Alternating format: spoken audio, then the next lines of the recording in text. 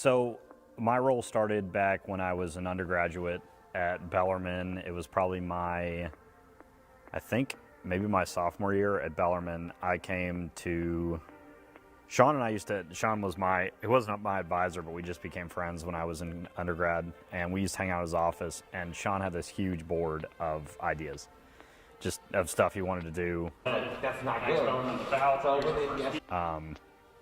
And I took a look at it after spitballing back and forth with Sean one afternoon. Ted was put on that board, and we were like, I bet we could bring a TEDx conference to Bellarmine.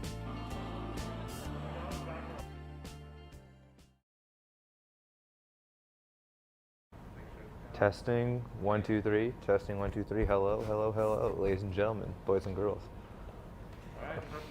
All right.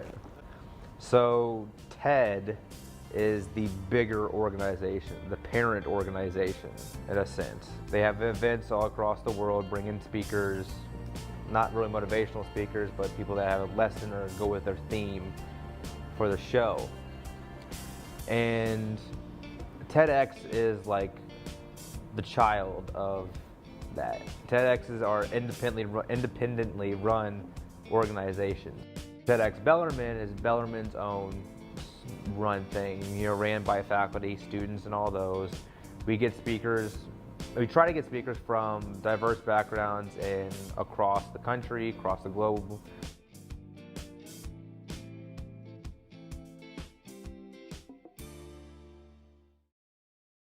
So I said, we need a team.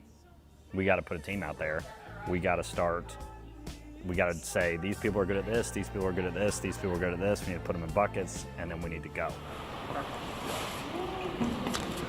at that! Ooh, pretty. And that's really, You're moving on. bad ex-girlfriend. Oh, okay, not bad ex-girlfriend.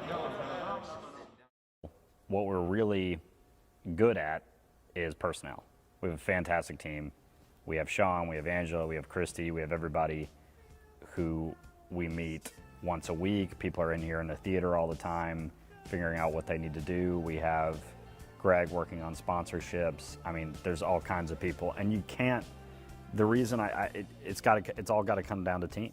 And it's like what I said in the beginning. It's got to be, you find the right people to do the right stuff in the right way.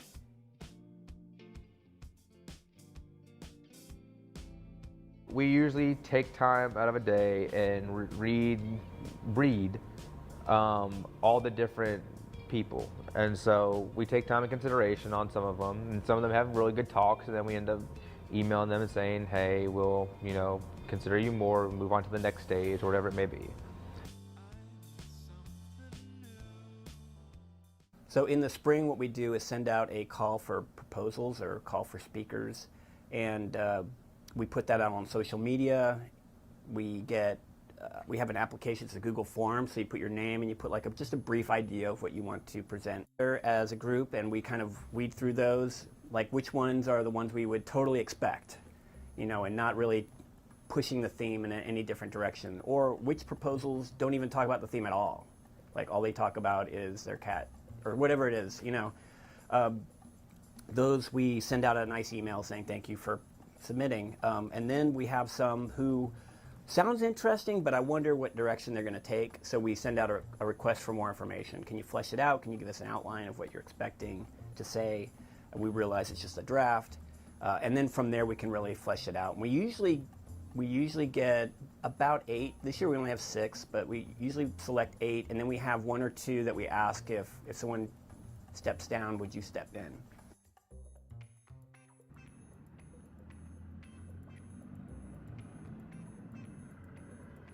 Each year we have different themes. We've had like what's next, but now this year's is now what. And coming out of the pandemic, now what's next, what's going to happen. And so we have 6 speakers that we thought best fit the category of now what. The theme is now what. Everyone keeps saying what now, and it's really funny to do that, but it's now what. And so I designed something, this is a black and white version. I designed something that was kind of fragmented but hopeful, like things might be in pieces, but maybe there's a new horizon or something coming. And the sign is always different for us. Every year we try to make the sign kind of match the theme, and do it in a very artistic way. I showed that to Shay, and I was like, "Can you do something like that?" And he was like, "I think so." And I was like, "Shay, just do what you do. Like, just do it. I trust you." And he came up with something that was similar in terms of there's fractions and lines, but definitely has a lot more energy and hope that I was looking for. And those little lights that pop through, the little lights of hope, are really interesting, and everything's pointing to that. So when I look at it, and Shay might have a different interpretation, when I look at it, I feel like things are pointing to light.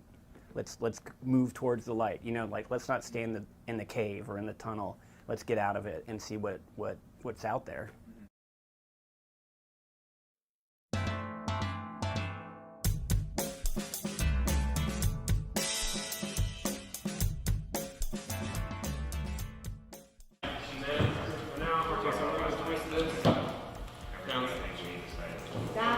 Hey Lance, is something moving on there right now? Okay, so just making sure.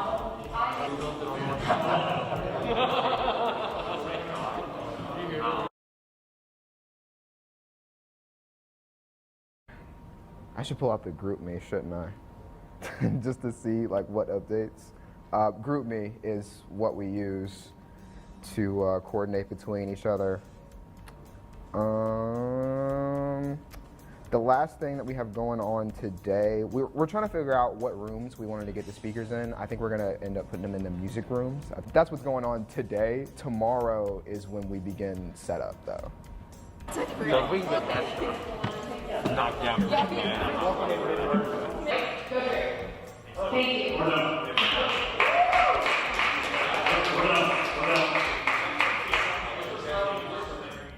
The stress has been building, I'd say. It's coming to a boiling point, especially because tomorrow is when we're going to start putting sets together, and everyone's going to actually be together and start coordinating with each other.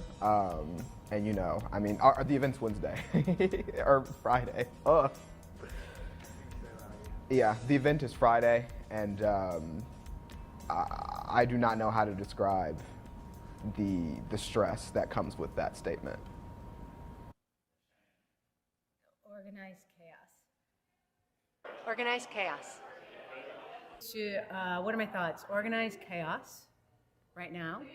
My name is Angela Miller.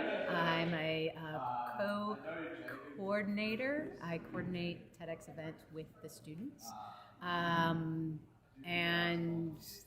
yeah, that's all I got. Organized chaos.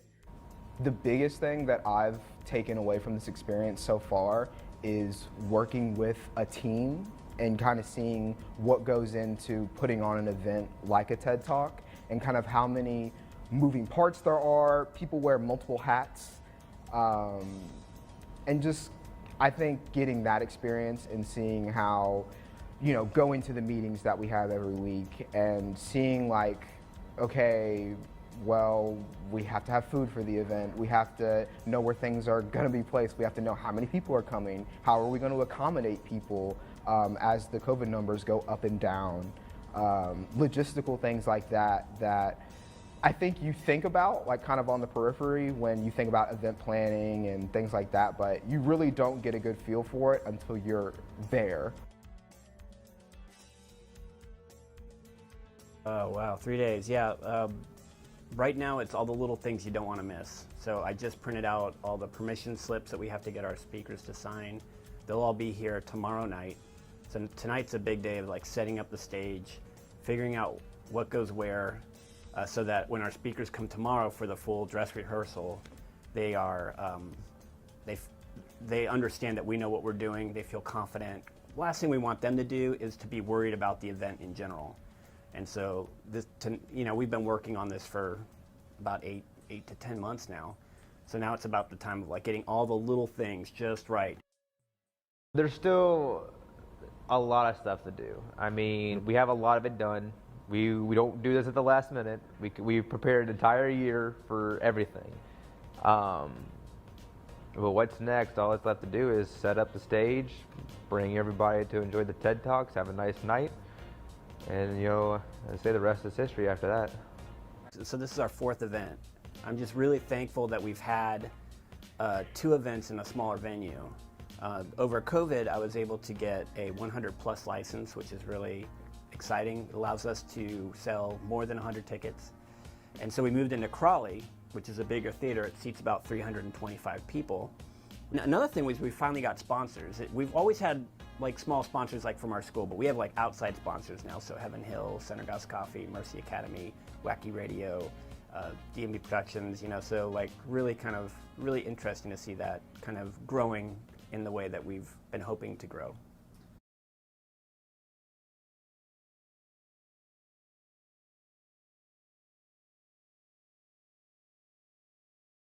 For this year's TEDx event, I was front of house. So I coordinated everything that happened outside the theater. So I was in charge of assigning roles for volunteers and making sure that like the guests were having a good time, that the food was in place, that nothing was missing, that everything was in order. And then that is going to be the merch table. And I have some people with bought their tickets online. Other people are coming with honors with like specific classes, so they are not buying a ticket, but they have lists for them. We had 14 volunteers, and we had people assigned for the ticket table, also the merch table, so they were selling merch and tickets, and they were also checking people in. We also had ushers holding the doors open, handing out programs. We had people working with Jacob in camera things, but it was a really fun experience. I think the event went perfect. I think everybody had a good time. The speakers were great. I enjoyed it a lot, and it made me grow into my management skills a lot. I'm very excited. I think it's going to be awesome. I'm excited for everybody to get here, volunteers and audience, and for it to the chaos to start, but it's going to be fun. Be like diverse. So I've been involved with TEDx for 3 years, and I've been doing a lot of the financial planning of things, so I make sure that we get enough money from SGA and that our budget is balanced and keep track of the revenue and expenses. For this year's event, I was the director on the video side of things, which was really exciting. I kind of got to experience what it's like to do it all by myself. And I really love the theme this year, which is community resilience, just because I think there's so many different issues and things that the speakers are able to talk about. We were also able to tie in a lot of our community members and different organizations like Dreams with Wings and the Hope Bus, and we have a lot of different sponsors this year, so it was really great just to kind of bring everyone together for this year's event. I'm feeling really, really good. That was a really great event. I loved the dynamic between me and Jacob. I feel like our banter was really good. I feel like the audience liked us and loved all the speakers this year. And Angela, I need to ask how you're doing. Please inform me.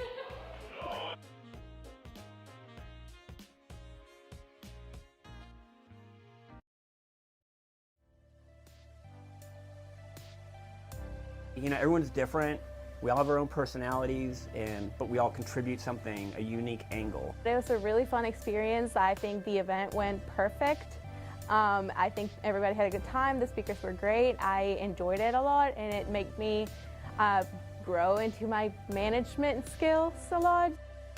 We work well together, we trust each other, and we try to come out with the best TED event we can each year. And I think each year we've topped ourselves. So there's an amazing feeling to being on this red dot, even if you're not a speaker, and working with people of that caliber, that just like being nervous right before the curtain, yeah, it never goes away.